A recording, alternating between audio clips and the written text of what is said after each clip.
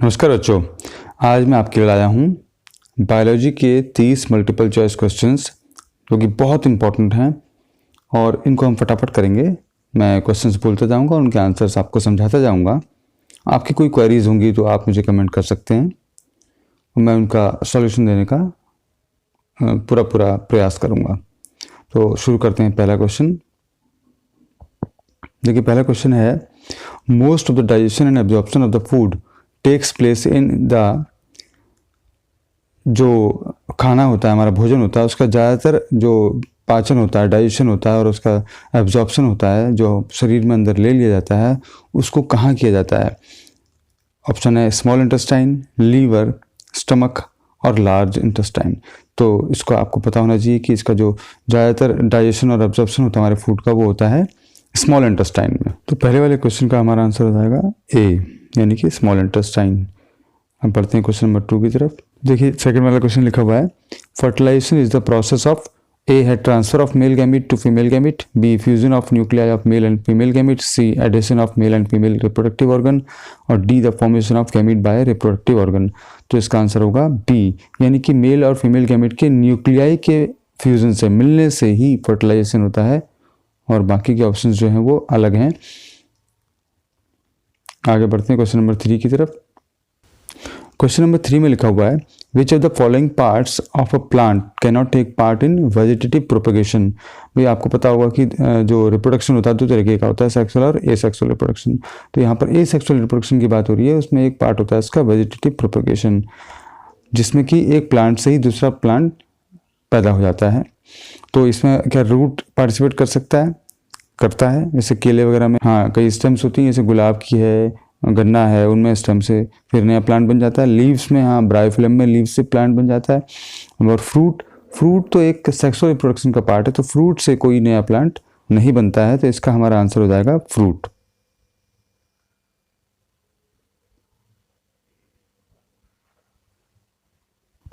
अब देखते हैं क्वेश्चन नंबर 4। और क्वेश्चन नंबर 4 में लिखा है कि how many types of gametes are produced by human female. जो ह्यूमन फीमेल होती है उसमें कितने टाइप्स के गैमीट बनते हैं, 1, 2, 3 या 4। तो देखिए, आपको ये पता होना चाहिए कि जो ह्यूमन फीमेल होती है ना, उनका जो उनमें कितना क्या होता है 22 प्लस एक्स क्रोमोसोम होते हैं। ठीक है, अब ये जो 22 और सेम होते हैं और ये एक्स और एक्स कितने तरीके के हैं? दो, एक ही तरीके के तो हैं दोनों, यानी ये भी एक्स है और ये भी एक्स है, तो ये एक ही तरीके के, यानी कि 1। और जो अगर मेल की बात करें तो ये है फीमेल, और ये हम मेल की बात करें अगर, तो वो होता है 22 प्लस एक्स वाई। तो इसमें जो है दो तरीके के गैमीट्स होते हैं, एक होता है एक्स और एक होता है वाई। अगर यहाँ पर क्वेश्चन में ह्यूमन मेल होता तो इसका आंसर हम लिखते 2, यानी कि बी वाला ऑप्शन। क्वेश्चन नंबर 5, ये क्वेश्चन नंबर 5 जो है इसमें एक डायग्राम दिया गया है और डायग्राम में ये हमारे जो एलिमेंट्री कैनल है, in human elementary canal the specific enzyme और juice secreted in location 1, 2 and 3। 3 location दी हैं 1, 2 और 3, और बताना है कि पहली लोकेशन में कौन सा एंजाइम है और सेकंड में कौन सा है और थर्ड में कौन सा है। तो इसके ऑप्शंस देख लेते हैं। ऑप्शंस देखने से पहले हमें ये समझ लेना चाहिए कि भाई देखो, पहला जो लोकेशन दे रखी है 1, वो मुंह की है, बकल कैविटी की है, यानी माउथ की है। तो बकल कैविटी में जो एंजाइम हमारा निकलता है वो कौन सा निकलता है? एमाइलेज निकलता है, और वो कार्बोहाइड्रेट को डाइजेस्ट करता है ना। अब इसके ऑप्शंस देख लेते हैं। देखो, ऑप्शंस में एमाइलेज है और पेप्सिन है पहले वाले में, और फिर बाइल है। तो पहले वाले में तो एमाइलेज होता है, ठीक है, मगर सेकंड वाला जो है, सेकंड वाला लीवर दे रखा है, तो लीवर में कोई पेप्सिन तो निकलता नहीं है, वो तो वही स्टमक से निकलता है पेप्सिन तो, है ना। तो यानी सेकंड वाला तो पेप्सिन हो नहीं सकता। और बाइल थर्ड वाला जो लोकेशन है वो है पेंक्रियास की, तो वहाँ से पेंक्रियास से बाइल नहीं निकलता है, पेंक्रियाटिक जूस निकलता है। तो अभी देखते हैं बी वाला में लिखा है फर्स्ट, पहली लोकेशन जो है वो एमाइलेज है। तो एमाइलेज जो है वो तो ठीक है, और बी वाली जो लोकेशन है वो लिखी है बाइल, यानी लीवर से बाइल निकलता है, ये ठीक है। और जो थर्ड लोकेशन है वो पेंक्रियास से ट्रिप्सिन निकलता है, जो कि प्रोटीन का डाइजेशन करता है। पहली लोकेशन है अमाइलेज, सेकंड है बाइल और थर्ड है ट्रिप्सिन, यानी कि सेकंड वाला ऑप्शन, बी वाला ऑप्शन बिल्कुल सही होगा। अगर आपने अभी तक चैनल को सब्सक्राइब नहीं किया है तो इसे सब्सक्राइब कर लें, लाइक करें और अपने दोस्तों के साथ शेयर जरूर करें। देखते हैं क्वेश्चन नंबर 6। इसमें लिखा है which part of the brain regulates the body temperature. Brain का कौन सा पार्ट बॉडी के टेम्परेचर को, तापमान को कंट्रोल करता है, रेगुलेट करता है? तो इसके ऑप्शन है हाइपोथैलेमस, थैलेमस, पिट्यूटरी, मेडुला ऑब्लिंगेटा।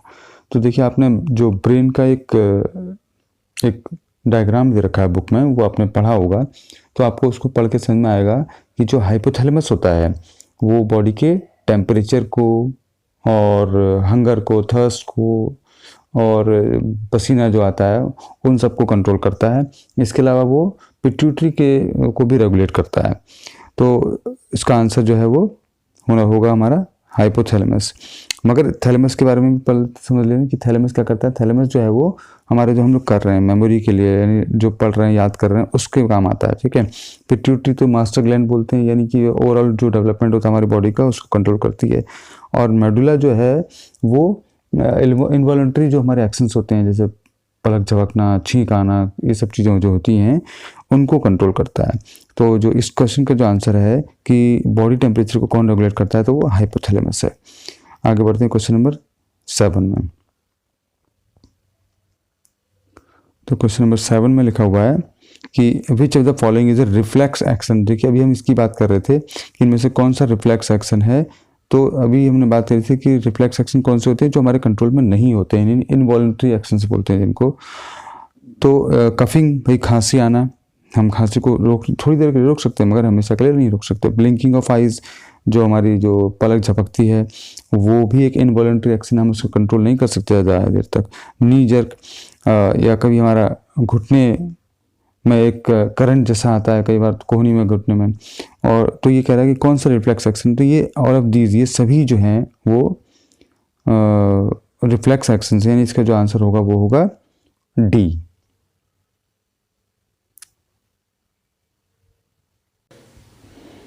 देखते क्वेश्चन नंबर 8। क्वेश्चन नंबर 8 में लिखा है name the gland having both exocrine and endocrine gland reason. ऐसी ग्लैंड का नाम बताना है जो कि एक्सोक्राइन ग्लैंड की तरह भी काम करती है और एंडोक्राइन ग्लैंड की तरह भी काम करती है। तो इसमें ऑप्शन है ए थायराइड, बी पैंक्रियाज, सी एड्रिनल ग्लैंड और डी है पिट्यूटरी। भाई देखो इनमें से केवल एक ही ग्लैंड ऐसी है जो कि एक्सोक्राइन और एंडोक्राइन ग्लैंड की तरह यानी रीजन की तरह काम करती है, और उसका नाम है पैंक्रियाज। क्योंकि पैंक्रियाज जो है वो हार्मोन भी रिलीज़ करता है और एक इसमें डक्ट भी होती है, उन डक्ट से वो एंजाइम्स वगैरह भी रिलीज़ करती है। तो ये एक तरीके की एक्सोक्राइन और एंडोक्राइन दोनों रीजन इसमें होते हैं, इसलिए इसको बोलते हैं हेटेरोक्राइन ग्लैंड। ये भी एग्जाम में आ सकता है भाई हेटेरोक्राइन ग्लैंड कौन सी होती है। तो हेटेरोक्राइन ग्लैंड जो है वो ये पैंक्रियाज ही होती है।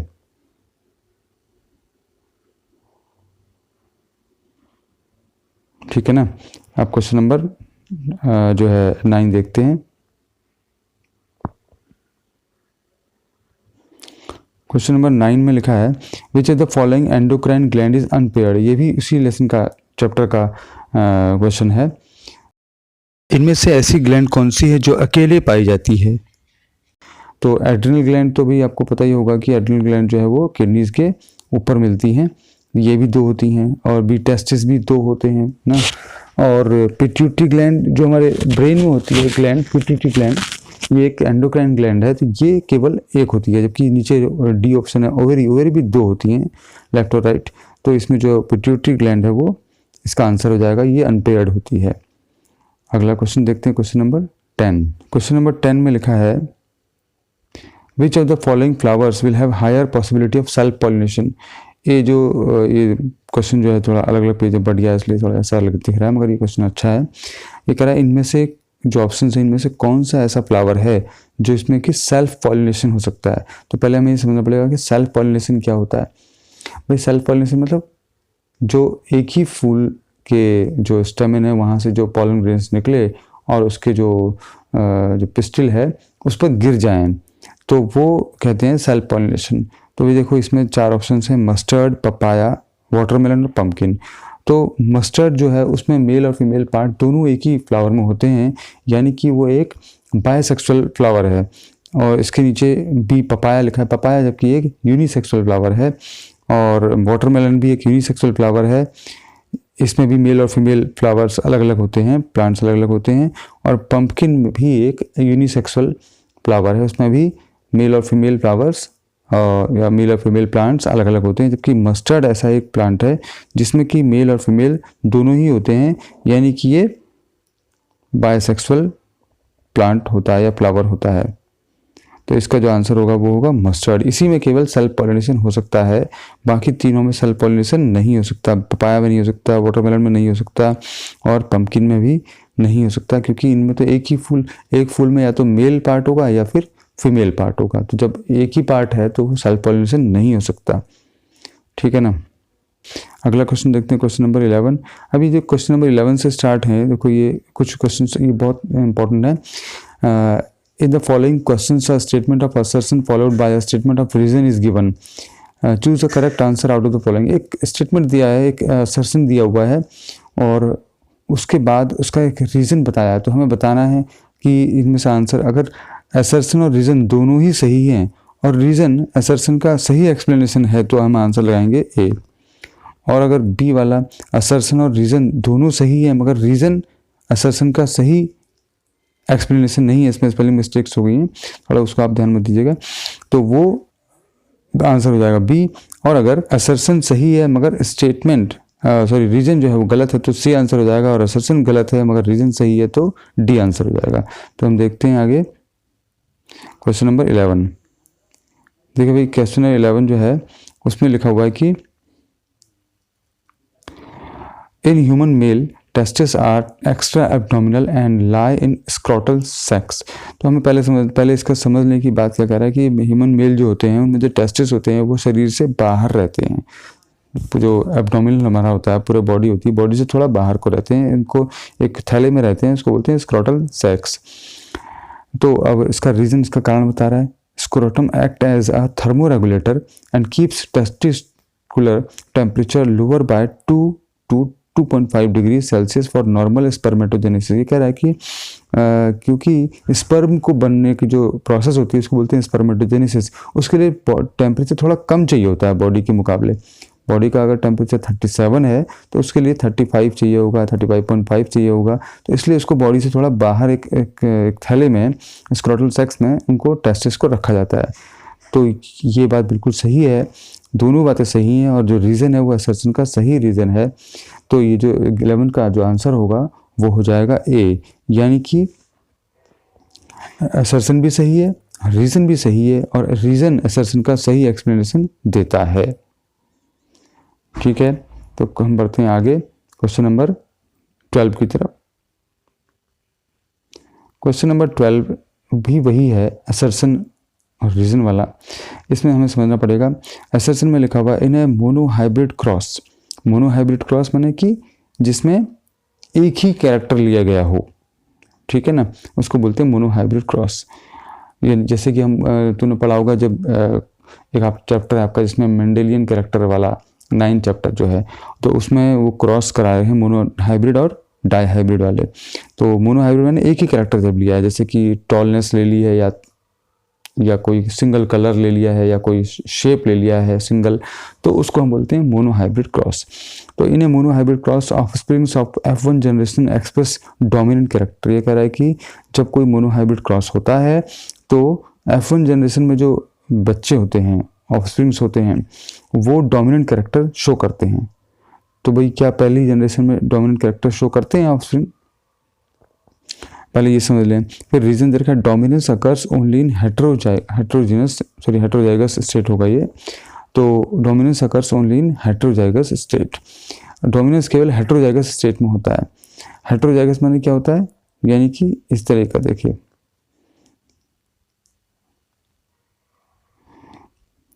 ये हेट्रोजाइगस मतलब ये हुआ, जैसे टॉलनेस की बात हम करें अगर, तो ये और ये तो हो गया होमोजाइगस, ठीक है, और ये और इस कैपिटल टी और स्मॉल टी ये हो गया हेट्रोजाइगस। तो रीजन क्या, डोमिनेंस केवल इसी स्टेट में होता है क्या? इसमें नहीं होता है क्या, कैपिटल टी में? तो इसका जो 12 वाले का आंसर होगा वो होगा सी। यानी कि पहली वाली बात तो सही है, असर्शन तो सही है, मगर जो रीज़न है वो उसका सही एक्सप्लेनेशन नहीं है। तो जो इसका आंसर हो जाएगा वो होगा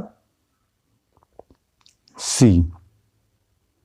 क्वेश्चन नंबर 13 भी वैसा ही है, असर्शन रीजन वाला। असर्शन पढ़ते हैं, पहले लिखा है nitrogen is an essential element for plant growth and is taken by plants in the form of inorganic nitrates और नाइट्राइट्स। नाइट्रोजन तो भाई प्लांट्स के लिए ज़रूरी होता है, ठीक है, और प्लांट उसको इनऑर्गेनिक नाइट्रेट या नाइट्राइट के रूप में ले लेते हैं, ये भी बात सही है। रीज़न कह रहा है कि इसका रीज़न बता रहा है क्योंकि soil is the nearest and richest source of raw material like nitrogen, क्योंकि जो nitrogen phosphorus and other minerals for the plant के लिए जो सबसे इंपॉर्टेंट चीज़ें होती है रॉ मटेरियल नाइट्रोजन फॉस्फोरस और मिनरल्स होते हैं, वो मिट्टी में मिलते हैं, जो मिट्टी उनके आसपास मिलती है। तो ये दोनों बातें जो है सही हैं, मगर जो रीज़न है, जो बात कारण है, वो उसका जो असर्शन है उससे कोई मेल नहीं खा रही। दोनों बातें सही हैं मगर दोनों बातें अलग हैं। तो इसका जो 13 का आंसर हो जाएगा वो हो जाएगा बी। इसके बाद हम आगे बढ़ते हैं क्वेश्चन नंबर 14 की तरफ। क्वेश्चन नंबर 14 में लिखा हुआ है, असर्शन लिखा हुआ है, oxygen are found in the growing tips of the plant के टिप्स में, यानी कि रूट में नीचे की तरफ और ऊपर बड की तरफ ये ऑक्सीजन पाया जाता है। तो वही सही बात है, मगर कारण रीजन बता रहा है, the concentration of oxygen is highest at the tip of the root. ये कह रहा है कि रूट की टिप पर ज़्यादा है ऑक्सीजन होता है, उसका कंसंट्रेशन ज़्यादा होता है। तो ये दूसरी वाली बात जो है ये गलत है, क्योंकि रूट की टिप पर जो है ऑक्सीजन ज़्यादा नहीं होता है, बल्कि जो बड जो ऊपर की तरफ होता है, जो बढ़ती है शाखाएं जो ज़मीन से ऊपर होती है, उनमें जो है ऑक्सीजन ज़्यादा होता है।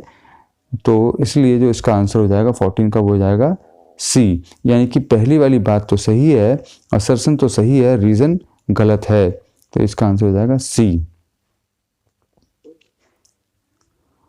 तो आगे बढ़ते हैं क्वेश्चन नंबर 15 की तरफ। 15 देखें, इसमें लिखा है 15 में द सेक्स, और ये थोड़ा बढ़ गया है, हाँ, तो 15 में लिखा है the sex of a child in human beings will be determined by the type of chromosome he और she inherit from the father. किसी भी बच्चे का जो सेक्स होता है कि वो मेल है फीमेल, ये डिटरमाइन उसके फादर से पता लगता है, फादर से जो क्रोमोसोम मिलते हैं उससे पता लगता है। सही बात है भाई, है ना। अगर एक्स, फादर के पास क्या होता है एक्स वाई, अगर एक्स मिलेगा तो फीमेल होने के चांस है, अगर वाई मिला फादर से तो मेल होने के चांस है। और रीज़न बता रहे हैं कि a child who inherits x chromosome from his father would be a girl. जैसे हमने कहा कि एक्स मिलेगा तो गर्ल एक्स एक्स हो जाएगा, और अगर वाई मिलेगा तो एक्स वाई हो जाएगा। तो 15 का जो आंसर है वो असर्शन भी सही है और रीज़न भी उसका सही है। तो हम इसको एक बार देख लेते हैं कैसे। भाई देखो, ये फादर हैं, ये मदर हैं, इनके पास क्या है एक्स वाई है, इनके पास एक्स एक्स है। इसको इधर उठा देते हैं, यहाँ रख देते हैं, नहीं जा रहा। तो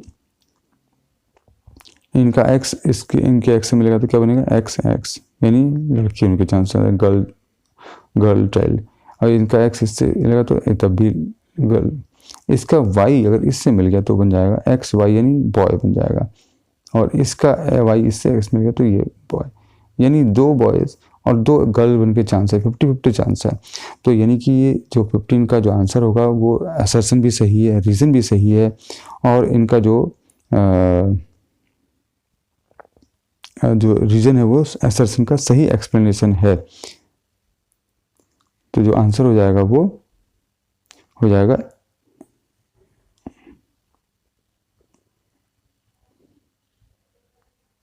ए। तो ए इसका सही आंसर हो जाएगा क्वेश्चन नंबर 15 का। अब आगे बढ़ते हैं क्वेश्चन नंबर 16 की तरफ। अब ये क्वेश्चन नंबर 16 जो है वो देखिए, इसमें एक पैसेज दिया हुआ है, 16 से लेकर 19 तक के क्वेश्चंस को इसी पैसेज के बेसिस पे सॉल्व करना है। इसमें लिखा है the in humans the allele for brown eyes B is dominant over that of for blue eyes. एक कैरेक्टर दे रखा है, कलर दे रखा है इसका, और उसका एक एलील है कैपिटल बी, और एक एलील है स्मॉल बी। तो कैपिटल बी है जो डोमिनेंट है। A brown eyed women marries a blue eyed man, brown eyes की महिला ने एक ब्लू आई के पुरुष से शादी कर ली एंड दे हैव 6 चिल्ड्रन, उनके 6 बच्चे हैं। 4 of the children are brown eyed, और 4 बच्चों की आंखें जो भूरी हैं, and 2 of them are blue eyed, और 2 बच्चों की आंखें नीली हैं।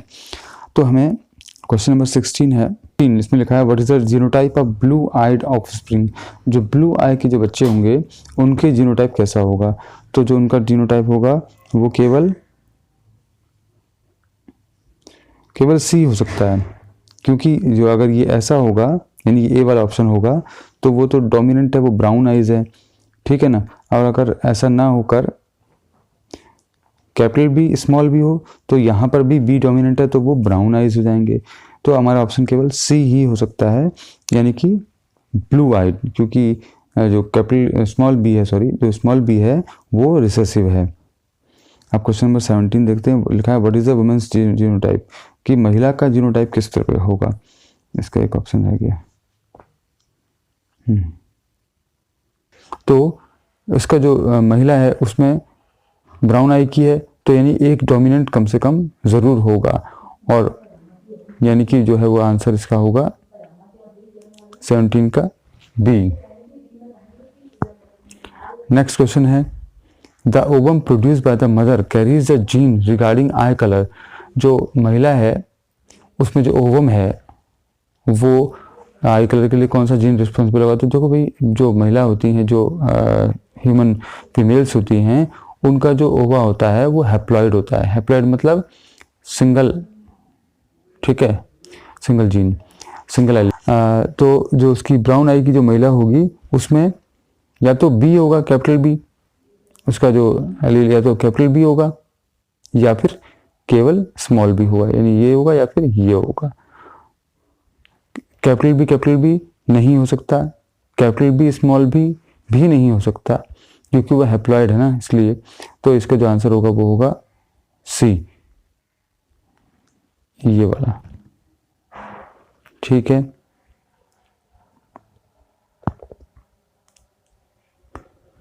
अब question number 19, what is the gene carried by men's sperm regarding the eye colour. जो मेंस का स्पर्म है वो उसमें आई कलर की कौन सा जीन रिस्पॉन्सिबल है? तो वो जो है आंसर होगा सी, यानी कि स्मॉल बी होगा केवल। अब वो क्यों होगा? इसमें वही बात है, क्योंकि जो ह्यूमन स्पर्म होता है वो भी हैप्लॉइड होता है, सिंगल होता है, और इसमें एक ही कॉपी होती है जीन की, यानी कि। और ब्लू आई जो मैन है वो वही कैसा, उसमें या तो स्मॉल बी होगा, है ना, और यही हो सकता है केवल। तो यानी कि आंसर हो गया इसका सी, ये रिसेसिव कैरेक्टर है उसका। अब क्वेश्चन नंबर 20 है, in which of the following animals individuals can change sex. इनमें से कौन से एनिमल्स ऐसा है चारों में से जो कि सेक्स को चेंज कर सकता है? स्नेल यानी कि घोंघा बोलते हैं जिसको हम, जिसमें से सीप निकलती है वो। ह्यूमन को तो पता है हम लोग नहीं कर सकते भैया, जैसे पैदा हुए वैसे ही रहते हैं, मेल पैदा हुए मेल ही रहते हैं, फीमेल रहते हैं। सी फ्रूट फ्लाई या डी ऑल ऑफ दीज। तो जो इसका आंसर है वो है ए, यानी कि जो स्नेल हैं वो ऐसे इंडिविजुअल्स हैं, ऐसे एनिमल्स हैं जो कि अपना सेक्स जो है वो चेंज कर सकते हैं। क्वेश्चन नंबर 21 देखते हैं। क्वेश्चन नंबर 21 जो है वो भी क्वेश्चन नंबर 16 to 19 की तरह है। एक पैसेज दिया हुआ है और उसके बेसिस पे क्वेश्चन नंबर 21 से 24 तक के हमें सॉल्व करने हैं। Take a healthy potted plant with elongated leaves. एक प्लांट लेना है जो कि पॉट में लगा हो, उसके पत्ते थोड़े बड़े हों। Select a leaf and insert about 1/2 of this leaf in a test tube. एक पत्ता लेंगे, उसका आधा हिस्सा एक टेस्ट ट्यूब में डाल देंगे जिसमें कि KOH होगा, यानी पोटेशियम हाइड्रोक्साइड होगा, और उसको ठीक से बंद कर देंगे जिससे कि हवा ना जा पाए। Place the setup in sun for 2 hours. 2 घंटे के लिए सूरज की रोशनी में रखेंगे इस पूरी पत्ते को और टेस्ट ट्यूब के साथ। Take out the leaf from the test tube. Test tube में से लीफ निकाल लेंगे and dip it in boiling water for few minutes. और कुछ समय के लिए, कुछ मिनट्स के लिए उबलते हुए पानी में उसको डाल देंगे। Put this leaf in a beaker with alcohol. अब इस पत्ते को अल्कोहल में डाल देंगे, बीकर में जो अल्कोहल होगा उसमें डाल देंगे, and boil it in water bath. और उसको फिर खौलते हुए पानी में बॉयल करेंगे, खौलाएंगे, वाटर बाथ देंगे। Wash the leaf with water. अब उसको सादे पानी से धो लीजिए पानी को, and then dip the leaf in iodine solution for a few minutes. अब उसको आयोडीन सॉल्यूशन में डालकर देखेंगे कुछ समय के लिए। द पोर्शन ऑफ, अब ये देखो पत्ते के दो हिस्से होंगे, एक में तो हमने ट्रीटमेंट किया, एक में नहीं किया है, ठीक है। The portion of leaf dipped in KOH solution will not show any change when dipped in iodine solution. और उसका जो पोर्शन होगा जो कि KOH सॉल्यूशन से में डूबा हुआ था, वो तो कोई चेंज नहीं होगा आयोडीन सॉल्यूशन में डालने पर, मगर जिसको हमने KOH सॉल्यूशन में नहीं डाला था, KOH सॉल्यूशन में, पोटेशियम हाइड्रोक्साइड सॉल्यूशन में, वो कैसा हो जाएगा, वो मैं आपको बता देता हूँ कि वो ब्लैक हो जाएगा। वैसे इसमें लिखा नहीं है मगर मैं बता रहा हूँ आपको। तो क्वेश्चन नंबर 21 है, the function of KOH taken in the test tube is to absorb. जो हमने KOH पोटेशियम हाइड्रोक्साइड डाला टेस्ट ट्यूब में, उसका क्या काम है, वो किसको एब्जॉर्ब करता है। तो इसमें ऑप्शन है A release water vapour, release CO2 को, कार्बन डाइऑक्साइड को, सी ऑक्सीजन को, और डी क्लोरोफिल को।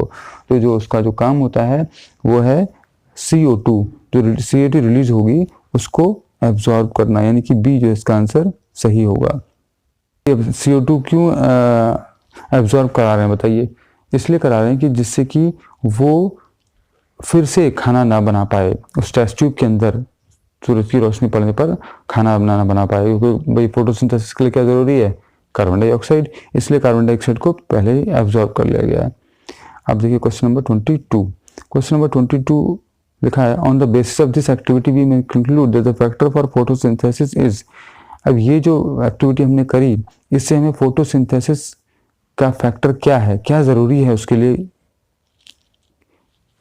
ये क्या पता लगता है भाई, क्या पता लगता है कौन सी चीज जरूरी है इसके लिए। तो उसके लिए क्या जरूरी है, अभी हमने जो बात करी कि किसको ऑब्जर्व कर लिया था, कार्बन डाइऑक्साइड को, तो वही उसके लिए सबसे ज्यादा जरूरी है, यानी कि ए इसका ऑप्शन ठीक होगा 22 का।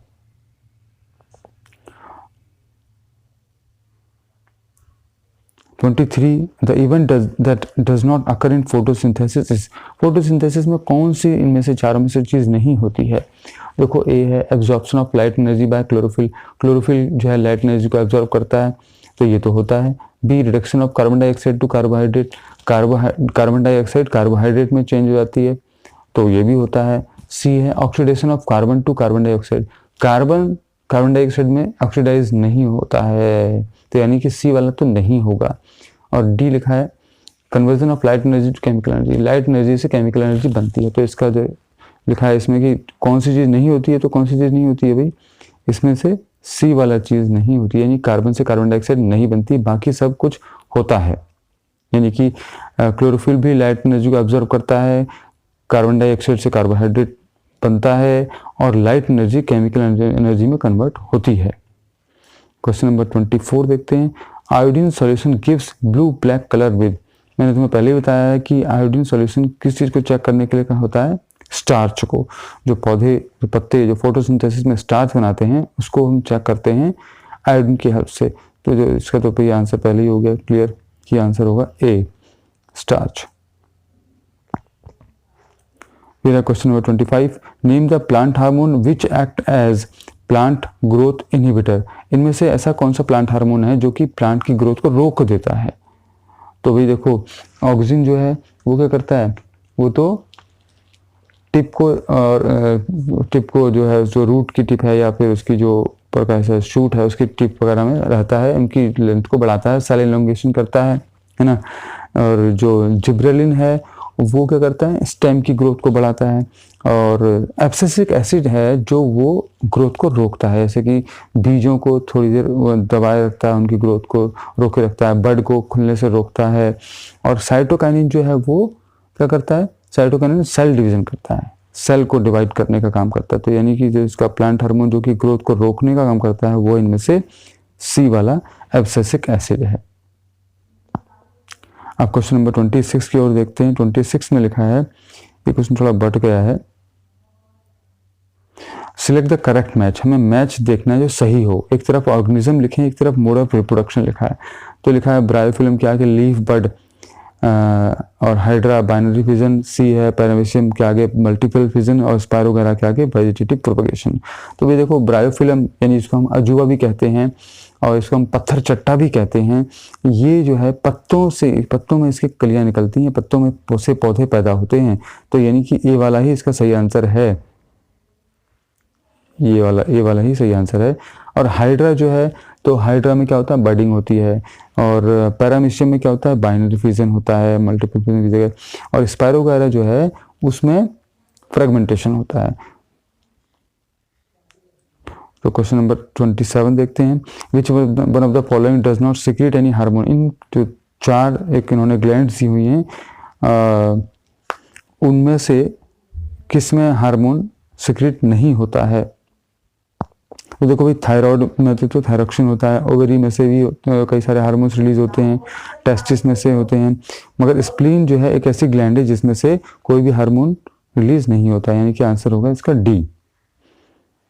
अब क्वेश्चन नंबर 28। क्वेश्चन नंबर 28 में लिखा है the length of small intestine in a deer is more as compare to length of small intestine of a tiger. जो डियर की स्मॉल इंटेस्टाइन होती है वो बहुत लंबी होती है, कह रहे हैं ज़्यादा होती है, मतलब किसके मुकाबले, टाइगर के, बाघ के मुकाबले। और इसका कारण क्या है, ये लिखा है mode of intake of food, किस तरीके से खाना खाते हैं उसकी वजह से। और बी लिखा है टाइप ऑफ फूड कंज्यूम, जो वो खाना खाते हैं उसकी वजह से इंटेस्टाइन की लंबाई में अंतर है। और सी लिखा है प्रेजेंस और absence of villi in intestine, intestine में जो छोटे छोटे उभार होते हैं, विलाई होते हैं, उनकी प्रेजेंस या एब्सेंस के कारण। और डी लिखा है प्रेजेंस और एब्सेंस ऑफ डाइजेस्टिव एंजाइम, क्योंकि एंजाइम्स की वजह से, डाइजेस्टिव एंजाइम्स जो होते हैं उनकी वजह से लंबाई में अंतर है बाघ और हिरन की स्मॉल इंटेस्टाइन में। तो इसका जो आंसर है वो है टाइप ऑफ फूड कंज्यूम, यानी कि बी। देखो भाई, जो हिरन है वो कैसा प्राणी है, वो है हर्बीवोर, ठीक है, हर्बीवोर है। और ये ऐसे प्राणी जो कि हर्बीवोर होते हैं, ज़्यादातर घास खाते हैं, और जो घास खाते हैं ना उनको, उनके घास में होता है सेल्यूलोज, और सेल्यूलोज पचने में लगाता है टाइम। तो जब टाइम लगाता है तो उनकी जो स्मॉल इंटेस्टाइन होती है कैसी, लंबी, क्योंकि उसको सेल्यूलोज को पचने के लिए समय चाहिए होता है, तो वो टाइम लगाता है लंबी। और जो कार्निवोर होते हैं उनकी स्मॉल इंटेस्टाइन होती है छोटी, क्योंकि मीट सेल्यूलोज के मुकाबले जल्दी पच जाता है। तो इसीलिए डियर की स्मॉल इंटेस्टाइन लंबी होती है, और जो शेर है, सॉरी बाघ है, उसकी इंटेस्टाइन छोटी होती है। 29 इसमें लिखा है which of the following is a mechanical barrier method of birth control.